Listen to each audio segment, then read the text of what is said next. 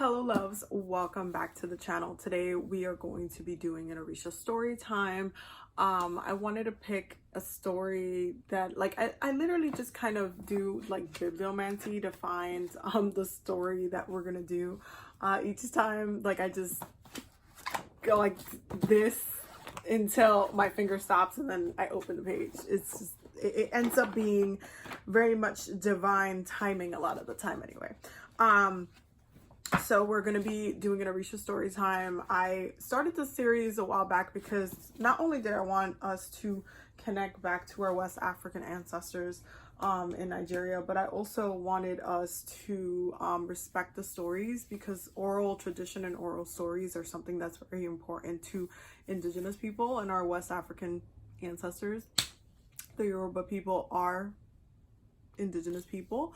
And so I wanted to honor them on my channel in a way that we're still talking about the stories, but also dissecting it and studying it and seeing what we take from it in today's time, especially with the relationships that the Orishas have to each other. So I hope that you guys have been enjoying the series so far. I absolutely have been enjoying it, and I feel like every story we've talked about has been very much divine timing, and this one ended up being divine timing as well. We're going to be talking about Ogun in this one, and I'm really excited about it. So we're going to be using our textbook, which is the African Narratives of the Orishas, Spirits, and Other Deities. This is going to be linked in the description box if you want to get it yourself. This is literally a textbook. It is thick. She's a thick book, so you should see it as a textbook, because it costs like a textbook too. But you know what, the author deserves all of the coins because they did an amazing job, collecting all the stories and putting it together. So much love and respect to the author as well. So we're gonna go over the story, and then we're gonna break down some of the some of the lessons from it. What can we learn from the story? What can we take from it? What can we, how do we correlate that and relate that to our own lives, right? So let's get started. Today's story is gonna be about Ogun and OYA. Okay, and it is, for those who are gonna want to read it later or get the book at a later time, it is on page 117. Okay, and again, the book will be linked down below for those who want to do their own studies within the stories, because oral tradition and stories are something that are very, very traditional to indigenous culture. There's a lot of tribes around the world that their practices and traditions and stories were passed down orally. And in today's time, a lot of people feel like if it's not, written in a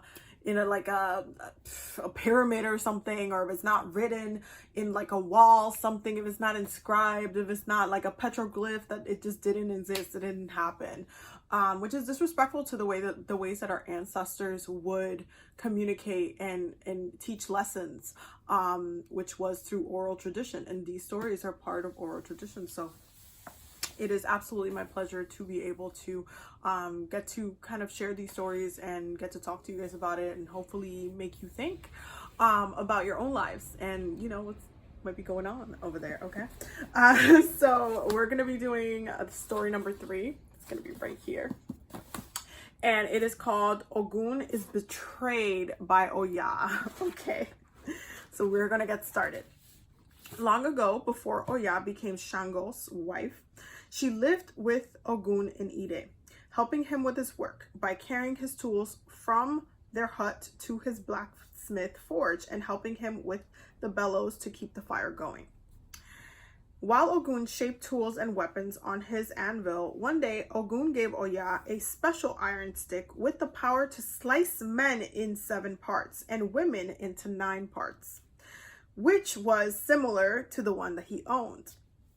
It had the power to slice when one got touched by it. Shango used to go to Ogun's forge and sit by the fire to watch him do his work, but at the same time he would flirt with OYA. Shango was a very elegant man who styled his hair in braids and adorned his body with necklaces, earrings, and bracelets. Shango's grandeur and power impressed Oya so much that one day she decided to run away with him. When Ogun found out, he was very upset. Oya betrayed me for Shango. They will not get away from me, he said. He began to imitate pursuits, and when he found them, he drew his magical iron stick. Oya did the same, and they fought. As they touched each other at the same time with the magical sticks, Ogun was sliced in 7 parts and Oya in 9. Ogun received the name of Ogun Meje, and Oya the name of Iyasang, whose origins come from Iyamesang, mother in 9 parts. So this connects to her number being the number 9 as well.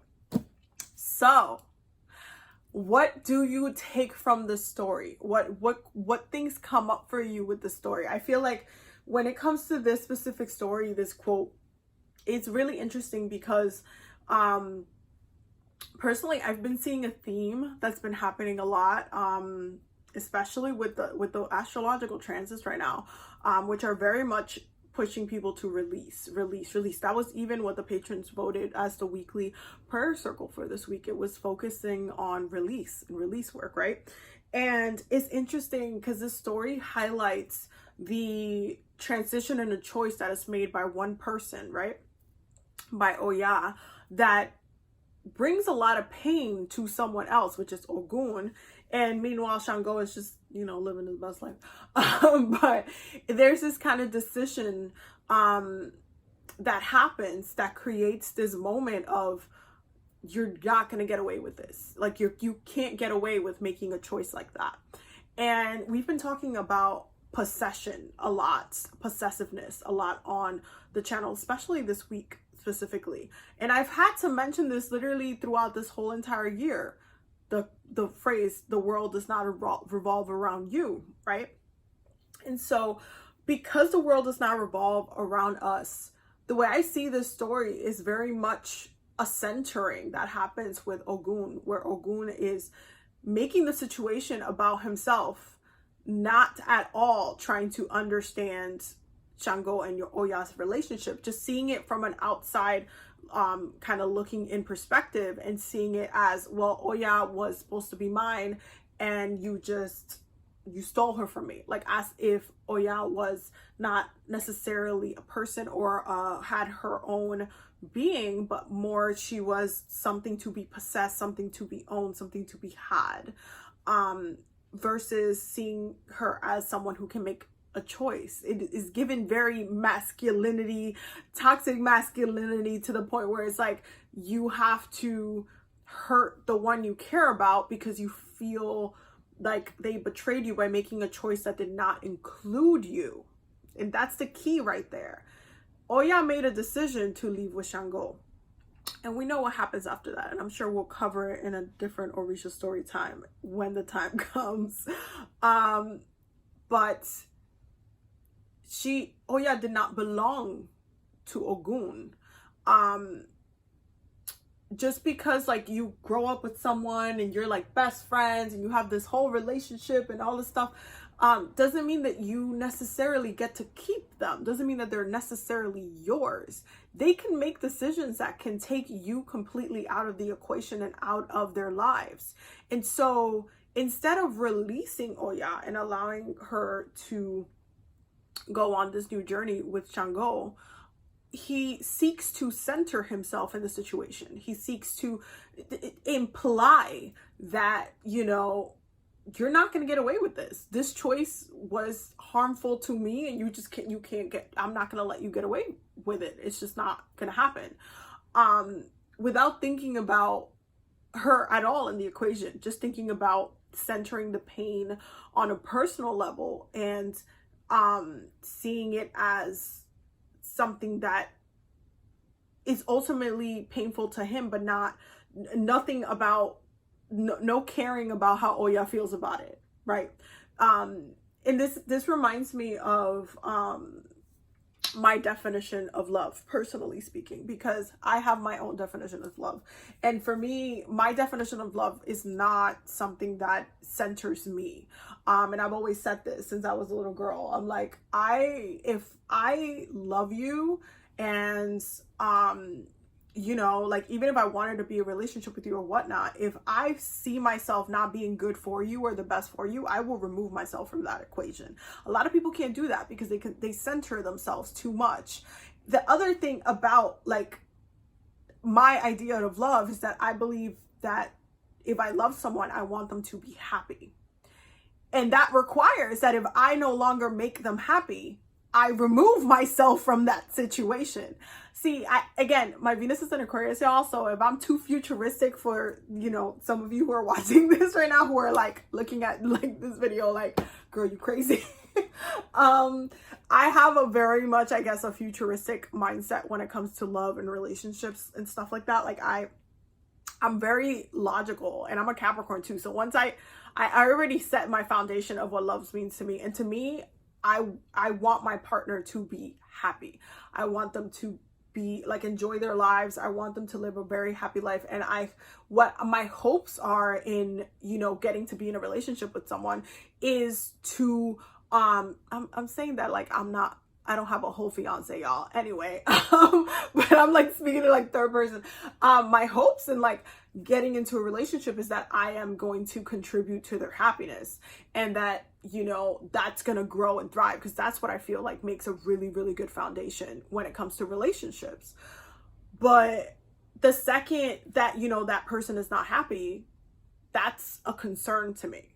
Because then it's like, okay, am I the problem? Because if I'm the problem, I will remove myself, because I want you to be happy. I do not want to interfere in any kind of happiness that you need to have for your own life. And this goes hand in hand into co-creating with your partner. And we can talk about relationships, I guess, in another video, because you guys know I will rant up in here. But my point is that I don't try to center myself in relationships. I don't think that's healthy. A lot of the time, I very much see that I don't see myself necessarily like entitled to people. It's more that I am co-creating with them. And so it goes both ways. I can't just make it all about me. You know, that just doesn't make sense. It has to be, I have to be concerned for their well-being. If I love you, I'm concerned for your well-being. I am concerned for your happiness, your joy, your peace, your healing, your elevation, your growth. It's not a possessive thing for me. It's not like, even though there are elements of within my chart and everything, like I obviously, y'all, as a Capricorn, there are elements of me that, yeah, can be possessive, like with my cat, with, you know, when like things, you know, it's just like a normal, healthy possession kind of vibe. But when it comes to, you know, that specific thing, when it comes to people, I don't try to insert or assert my feelings on top of them, because I don't feel like that's essentially healthy for the relationship. And I also feel like me pushing that completely into the relationship does not allow the relationship to thrive in any way, because then they're just like, they're not able to be genuine with their feelings about the relationship either. It can be like, it can, I don't want it to ever be like, oh, they feel sorry for me, or like, oh, they're like, I don't want to put them in a situation where it's like, they're just with me for, you know, they've been putting up with me. Like, I would hate that. I would hate that. That would literally be like a really bad situation where I was just like, oh, I didn't want to hurt your feelings. I know you really can't, but like, I just, like, that would literally hurt so bad. Like, it would just hurt so bad to me. But for some reason, there's a lot of people that feel comfortable in doing that to people, pushing them into a emotional box where if they like feel like, no, you're mine, that person has to put that as the highest priority above their own happiness and joy. I would think that my partner would want the same for me. That's the way I personally see it. But I think that it's important to keep that perspective. And this is where the saying comes. Everything's not always about you.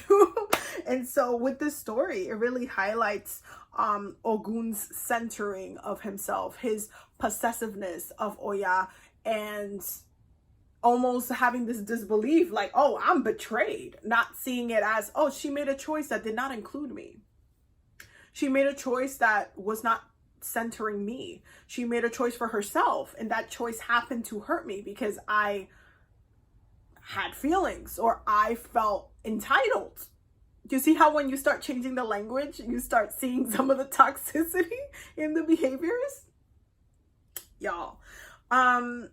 So yeah, I feel like the story really highlights, like, depending how you read the story, the things that you take from it, you might see it in a couple of different ways, because the story didn't show or express Oya as being kind of like flirty with Ogun, or this seemed very much like a friend zoning situation, where she lived or was rooming or whatever with Ogun, and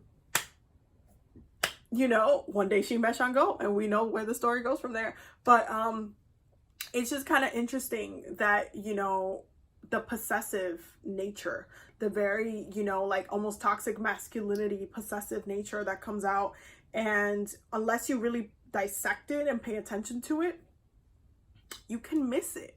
You can think, oh no, Ogun's reacting perfectly fine, because if my boo did the same thing and blah blah blah, I'd be pissed, because then it would be considered like cheating. But in the story, it didn't really express how Oya felt about Ogun at all. You don't get that perspective. It just says she lived with Ogun Inide, helping him with his work. They could have been co-workers. Like, they could have been co-workers, they could have been roommates, they could have been like neighbors. Like, it didn't express how Oya felt about Ogun. So the possessiveness of the way, how he handled it was, I honestly think, was a little bit much. And so I think the story can be very complex. But depending on how you perceived it, it says a lot about how your psyche works and how you think and how you dissect relationships. So yeah, let me know in the comments how you personally analyze the story. I would love to have a discussion, but I hope that you guys enjoyed the story, and we're always here to study. Definitely, if you want to check out the book, it will be linked down below in the description. Again, textbook. And yeah, I hope that you guys enjoyed the story. Do not forget to subscribe if you haven't already, if you're new here. Don't forget to check out the Patreon. The link will be down below, or if you want to, you can become a channel member. The join button will be right next to the subscribe button. I will see you loves in the next video. Have a beautiful day. Bye.